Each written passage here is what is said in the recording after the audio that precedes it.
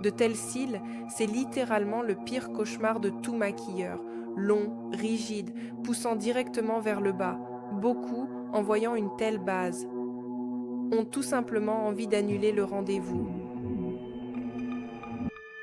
Récemment, j'ai eu un modèle avec des cils incroyablement longs, mais une texture de poils très problématique et difficile, ainsi qu'une direction de pouce compliquée. Et elle m'a avoué qu'elle était allée voir pratiquement tous les professionnels de cette ville et que le résultat n'était jamais celui qu'elle attendait. Personne n'a réussi à faire une courbure correcte. Soit les cils ne se relevaient pas du tout, soit il y avait une petite courbure à peine visible, qui disparaissait littéralement au bout d'une semaine. Mon modèle avait trouvé une professionnelle qui avait réussi à relever ses cils, mais malheureusement, celle-ci a déménagé dans une autre ville. Et voilà que la cliente est de nouveau désespérée et à la recherche de sa spécialiste. Et maintenant, imaginez simplement combien il y a de clientes comme ça. Pour elle, le rehaussement de cils est littéralement un salut. C'est la base la plus idéale pour le rehaussement de cils. Des cils droits qui poussent vers le bas, sur lesquels la courbure est si visible. Ce sont de longs cils. Là, le résultat peut être tout simplement incroyable. Aujourd'hui, dans cette vidéo, nous allons analyser les erreurs typiques lors du travail avec de telles bases et pourquoi la plupart des techniciennes n'arrivent pas à relever ce type de cils. Erreur numéro 1, le mythe des coussinets et l'adhésion à certaines règles anciennes est désormais complètement dépassée du rehaussement de cils. Et cette règle dépassée dit ceci. Pour les cils qui poussent vers le bas, on utilise uniquement des coussinets arrondis, car seuls les coussinets arrondis peuvent relever de tels cils. Les filles, c'est déjà un mythe. Les petits coussinets en silicone servent essentiellement de guide directionnel pour la nouvelle courbure des cils, que l'on obtient après la procédure. Et ici, il n'a absolument aucune importance de savoir exactement quelle sera cette forme, semi-arrondie, avec un effet liftant, ou dans un format en L. Autrement dit, le petit coussinet en silicone en lui-même ne relève pas les cils. Il sert uniquement à définir la forme de la nouvelle courbure. Tout dépend avant tout de vous et de votre technique de travail. Regardez ces réalisations que j'ai faites. Ici, partout, on a absolument utilisé des coussinets pour un effet liftant avec un point de courbure dans le tiers inférieur. Vous ne verrez ici aucun coussinet rond. Voici de magnifiques cils avec un rehaussement sur le modèle dont je vous ai parlé aujourd'hui. Voici un autre résultat de départ, également très similaire. Ici, les cils sont rigides, sans aucune courbure, c'est-à-dire droits ou même poussant vers le bas, avec une cuticule du cheveu très dense et fermée. Ici, j'ai utilisé les coussinets de Katia Vinogradova et regardez simplement cette courbure divine obtenue. Un résultat très beau, très marqué.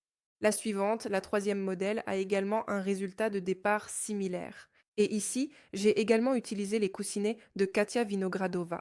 Et quel effet lifting incroyable nous avons obtenu. Donc, encore une fois, on peut travailler absolument avec n'importe quel coussinet et obtenir un effet waouh très marqué.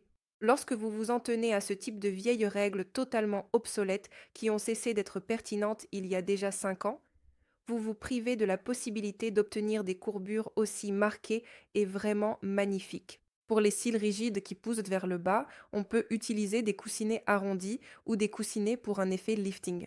Tout dépend de votre souhait et de celui de votre cliente, de la forme de courbure que vous souhaitez obtenir à la fin de la procédure. Erreur numéro 2. Une mauvaise adhérence des cils lors de l'étape de la pose. En règle générale, ce type de cils rigide se place très très mal sur le coussinet pendant la pose. Et l'erreur, c'est lorsque vous commencez à poser les cils sur le coussinet, vous collez, vous faites une première couche, les cils commencent à se décoller, vous mettez une deuxième couche de colle, puis une troisième couche de colle. Vous essayez sans cesse de brosser les cils, de les placer sur le coussinet, mais ils ne collent pas correctement. Ils partent complètement dans tous les sens. Et là, face à ce chaos, vous appliquez simplement la première solution à la fin, parce que, eh bien, que faire d'autre? Rien ne marche. Pourquoi est-ce donc une erreur? À ce stade, il devient nécessaire d'utiliser un compensateur pour bien appuyer les cils sur le coussinet, afin qu'ils soient tous bien uniformément exposés à la première solution. Avec un compensateur ou un film, nous appuyons les cils. Un film, celui qu'on utilise aussi pour le laminage des sourcils, souvent par-dessus, convient également pour le laminage des cils. Pourquoi est-ce une erreur? Parce que lorsque vous avez un tel chaos, la zone d'application de la première solution devient très irrégulière. Non seulement irrégulière, mais carrément incontrôlable. Autrement dit, vous ne savez pas quelle zone se trouve où. Parfois, tout le cil est recouvert de produits, de la racine jusqu'à la pointe, et parfois, il n'y a qu'une fine couche de produit sur le cil, une toute petite zone d'application. L'effet du premier produit se transforme alors désormais pour devenir totalement et absolument incontrôlable. Erreur numéro 3, un grand écart par rapport à la zone des racines. Lorsque nous travaillons avec des cils qui poussent vers le bas, et là je parle de tous les cils qui poussent vers le bas, ils peuvent aussi être fins et poreux. Le plus important, c'est qu'ils poussent vers le bas. Dans ce cas, il est nécessaire d'appliquer le produit aussi près que possible de la zone des racines afin de bien traiter cet endroit. Si vous laissez un écart par rapport à la racine, cette zone restera orientée vers le bas, ce qui entraînera un affaissement comme celui-ci. C'est-à-dire que depuis la racine, le cil va d'abord pointer vers le bas, puis seulement ensuite vers le haut.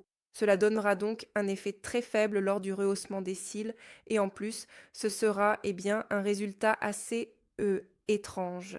Erreur numéro 4, le chaos lors de l'application du deuxième produit. Rappelons-nous quelle est la fonction du deuxième produit dans la procédure. Ce second produit spécifique crée de nouvelles liaisons disulfure dans le cheveu et permet de fixer durablement la courbure. C'est-à-dire que l'aspect des cils au moment de l'application du deuxième produit sera précisément le même que celui qu'ils auront au final. En fait, le deuxième produit fixe simplement ce que vous avez réalisé lors de la mise en forme à l'étape du premier produit. Si, lors de la mise en forme, c'était le chaos, qu'un cil ne s'est pas du tout collé, qu'un autre, au contraire, s'est bien collé, qu'un autre est de travers, bref, que c'est vraiment le chaos complet. Eh bien, malheureusement, c'est exactement ce résultat que nous obtiendrons à la fin, car le deuxième produit va simplement tout fixer tel quel. Et lorsque je travaillais avec le modèle dont je vous ai parlé aujourd'hui, elle a dit en se regardant dans le miroir: Waouh, même la zone à la racine de mes cils est sur le même plan, c'est-à-dire qu'ils sont tous relevés de la même façon. C'est tout simplement parce qu'en réalité, les clientes ayant ce type de base spécifique obtiennent très souvent des résultats qui s'avèrent vraiment très différents. Un cil peut pointer très, très fortement vers le haut, alors qu'un autre reste quant à lui orienté vers le bas. Un autre cil a une courbure complètement irrégulière. En fait, tous les cils sont très, très différents.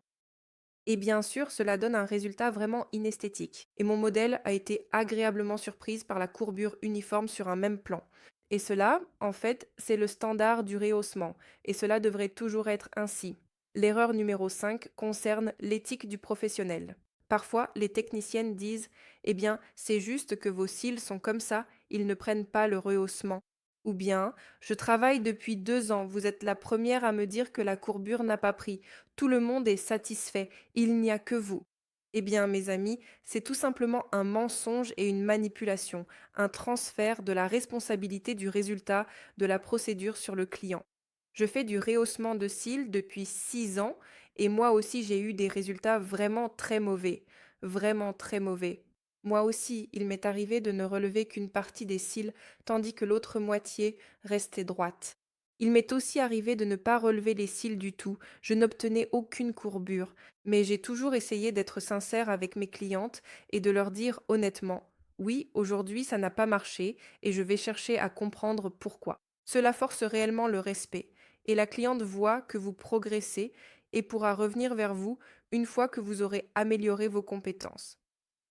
Si vous souhaitez cesser d'avoir peur des cas difficiles et apprendre à réaliser un effet lifting éclatant même sur les cils les plus compliqués et qui poussent vers le bas, je vous invite à suivre ma formation fondamentale au métier de lama maker. Cette formation se compose de 5 modules très vastes et détaillés, allant des bases du laminage, de la chimie des processus, de la chimie des compositions jusqu'à la technique coréenne avancée et à l'acquisition de clients. Au cours de la formation, vous verrez 5 modèles de démonstration détaillés. dont deux modèles avec des cils particulièrement difficiles à traiter, rigides et poussant vers le bas. Ce sont précisément ceux dont nous parlons aujourd'hui. Vous verrez concrètement en pratique comment je parviens à les relever aussi nettement, comment j'obtiens une courbure absolument parfaite, tout sur un même plan, lorsque chaque cil est aligné un à un. La formation se déroule sur une plateforme dédiée, extrêmement pratique et intuitive, sous forme de leçons vidéo. Vous aurez accès au contenu pendant un an et vous pourrez le revoir à tout moment. Bref, les filles, arrêtez de vous demander si la courbure va réussir ou non cette fois-ci. Venez découvrir une technique qui fonctionne. Je vous attends pour la formation.